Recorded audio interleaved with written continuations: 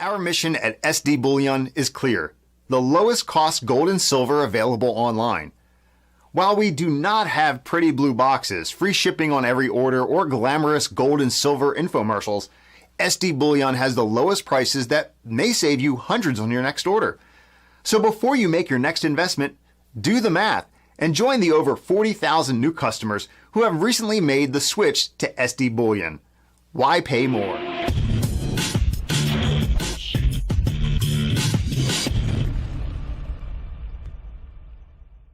Hey everyone, this is Elijah Johnson with SilverDoctors.com, and with us today is Danielle DiMartino Booth, the author of Fed Up, an insider's take on why the Federal Reserve is bad for America. Danielle is a former advisor for the Dallas former Fed President, Richard Fisher. Danielle, thank you so much for joining us today. Thank you for having me. All right. Well, I'd first like to discuss the premise of your book. Why is the Fed bad for America, and how did working at the Dallas Fed convince you of this? Well, I joined the Dallas Fed because I felt like I could really try and make a difference on the inside as the housing crisis was barreling down upon the economy. And I realized in the aftermath of the crisis, when the worst of the heat had come off, that there was this great opportunity to change this institution. And it was a matter of whistling past the graveyard. It was an opportunity that was completely squandered. And that really did upset me, given the amount of damage that the Fed has done to our economy over the years. Can you get, I guess, maybe more specific on why you think the Fed is bad for America? Sure. The Fed has effectively, through its policies, basically since Alan Greenspan has been in office, don't get me wrong, interest rates were obviously too high during the early 1980s. But the Federal Reserve has pursued a policy of keeping interest rates too low for too long, over and over again. And in doing so, it really has changed the complexion of our culture. We've become an economy that is driven by the creation of debt rather than investing today, saving today for tomorrow.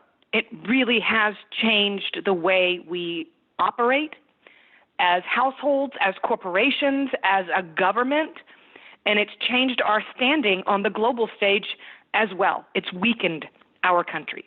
I know you've said that low interest rates are kind of heroin pushing the economy towards another collapse. Can you expand on that? Of course. Well, what we have is I call them serial bubble blowers. The Fed has become a facilitator, if you will. They're the drug dealer, to use your heroin analogy. They are the person, they're the entity, if you will, that keeps putting more and more and more debt out into the economy, hoping that it will have a lasting impact. And what we've seen is a series of so-called jobless recoveries in the aftermath of these misguided policies that have, again, put the economy on a much weaker footing. And as we have learned, every time we come out of recession and the Fed answers recession with more and more and more credit creation, what they have found, what we have seen, is that they actually have to create more every single time. And the unwind is what we call a correction or a credit crash. And every time it's going to be a little bit bigger. Now, I know you've said that if Hillary Clinton would have won the presidential election, things would stay the same. But do you think that with Donald Trump, there's actually a possibility of reforming the Fed? Can you expand on this? Of course. Look, we needed an outsider always. We always needed an outsider to come in and put their foot down to the Fed, because the Fed is, in many ways, it's kind of your establishment politician's dream come true, because you can do all kinds of things if interest rates are held at artificially low levels. But again, it would have taken a complete outsider who's not beholden to any lobbyists, who's not beholden to any special interest group, to appoint much more independent thinking people to the Fed. And I think that Donald Trump could be that person. And I say could be. I speak as optimistically as I can. Now, I know that Congressman Rand Paul and also Congressman Thomas Massie have been trying to get audit the Fed bill passed through Congress. What are your thoughts on that? Do you think auditing the Fed would help matters at all? Well, stays in its current form, I certainly do. But if you put the right people in, then you don't have to go back and audit the Fed. If you install strong leaders who have absolutely no agenda, they're not driven by any academic ideology, if you put strong leaders in at the Fed, then you negate the need to have to audit it in the first place.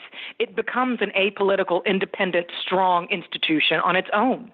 Now, you've talked about this, how the Fed seems too political nowadays. What do you mean by that? Well, for example, when the Fed was really building its power seat, if you will, it did so by buying securities and increasing the size of the balance sheet. Now it's at $4.5 trillion. Well, this is a source of power for the Fed. So I found it to be very curious that right after the election, a subject that they considered to be sacrosanct, the sacred cow, if you will, the balance sheet, that Fed officials started talking all of a sudden about reducing the size of the balance sheet, which would effectively be a stronger form of tightening of financial conditions than simply raising interest rates. It was very curious timing, and I don't think that we would have heard the same strong talk out of the Fed had the results of the election been different. Now, do you think that people are waking up to the negative impact the Fed actually does have on the American people and how it benefits Wall Street at the expense of the American people? I think people are waking up to it. I think people are tired of subprime mortgages followed by subprime car loans. I think that the average American, that's exactly why I wrote the book. I think the average American is angry because they feel like they're in some form of a debtor's prison. And it wasn't supposed to be like this. And they shouldn't have to encourage their mom to go buy junk bonds just to get yield. By the way, the junk bonds that Wall Street happens to be underwriting and making a mint on underwriting these deals one after another after another. But they shouldn't have to force their retired parents into investments that are utterly inappropriate simply because the Federal Reserve has kept interest rates too low for too long and you can't get a decent return on your cash. You should be able to convey to your children the miracle of compound interest, which you can't do if they take their hard-earned little pennies out of their piggy bank and put them into a Bank of America savings account. They're not going to earn anything. And people are waking up to this. They're starting to connect the dots. It's the reason I wrote the book in layman's terms. So for our viewers who are interested in, spreading the message about the Federal Reserve and exposing the truth, what is your perspective on good ways they can do that? Well, read, for one thing. I'm not trying to toot my own horn at all, but start off by reading the book. And as the person who was my producer on the Audible book that I recorded, she had done kind of a book on lifestyle before that. She didn't know anything about the economy or about finance. She took the book and gave it to her retired mother. And then she took the book and gave it to her daughter. Financial literacy is sorely lacking in this country. And we really do have to take it upon ourselves to educate ourselves about financial literacy, about the impact of low interest rates. If you don't do that, then you're not going to understand who you need to vote for every time an election comes up. But if you do understand it, then you make sure that whoever you're going to elect is going to ensure the independence and the rebuilding and the reformation of the Federal Reserve. Now, I wanted to get back to something you were saying earlier about how we just need to get the right people into the Federal Reserve. I know some people hold the view that the Federal Reserve, by its very nature, the very nature of a fiat or paper monetary system is flawed to begin with, and the solution would be to abolish the Fed and go back to a gold standard. What is your perspective on that? As much as I would love to feed that line of thinking, I simply can't.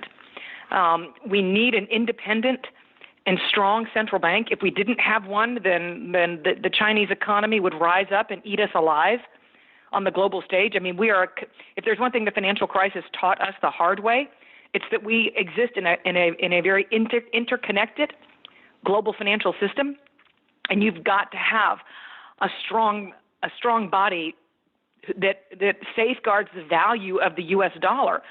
I don't think it's practical to suggest that we have even the ability to go back on the gold standard. I don't think that the level of global coordination exists today But that being said, I do think that the Federal Reserve should go back to what it was originally created to do, and that's to make sure that inflation is kept in check. Truly measured inflation, not what they define it to be, but what you and I see every single day when we buy this or that or pay the rent or the health insurance bill or buy that gallon of milk. True inflation. When you say that the Chinese economy would just take over if we went onto a gold standard, is your point there that they would have the advantage of a fiat monetary system and America wouldn't if we went back onto a gold standard? Why exactly do you think that? Well, what I'm trying to say is if we were to go back on a gold standard, the world would effectively have to go back onto a gold standard. And it would probably crash our economy, but by the same token, it would give rise to an alternative reserve currency, which we certainly would not want. It's just not a practical thing to do. There's really not enough of it out there. And again, with all due deference to people who adhere to the gold standard, do I think that we need a lot more discipline, which is what's implied by a gold standard? Do I think that we need a lot more discipline in the way monies are deployed? Absolutely. That comes down to politicians. All right. Danielle DiMartino Booth, thank you so much for your time today. Before we let you go, did you want to share with the viewers where they can get your book and any last thoughts you had? Sure. You can get it on Audible. You can download it onto your Kindle, onto your Barnes & Noble. And I do write a weekly newsletter. Go on to DiMartinoBooth.com and sign up for that newsletter. I'd love to have you subscribe and follow me on Twitter as well, @DiMartinoBooth. All right. Once again, thank you so much for your insights today. Thank you. I appreciate your time.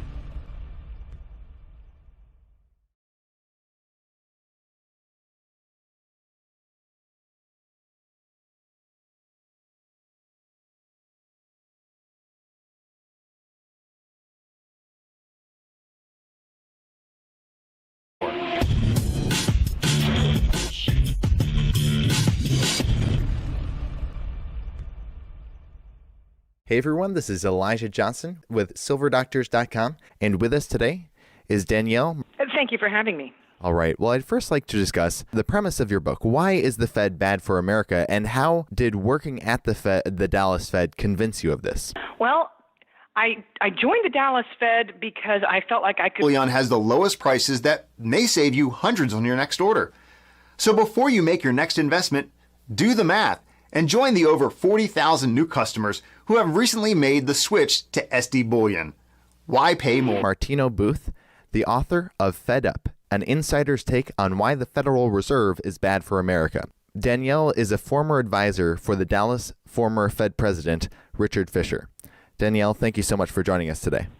Our mission at SD Bullion is clear: the lowest cost gold and silver available online. While we do not have pretty blue boxes, free shipping on every order, or glamorous gold and silver infomercials, SD Bullion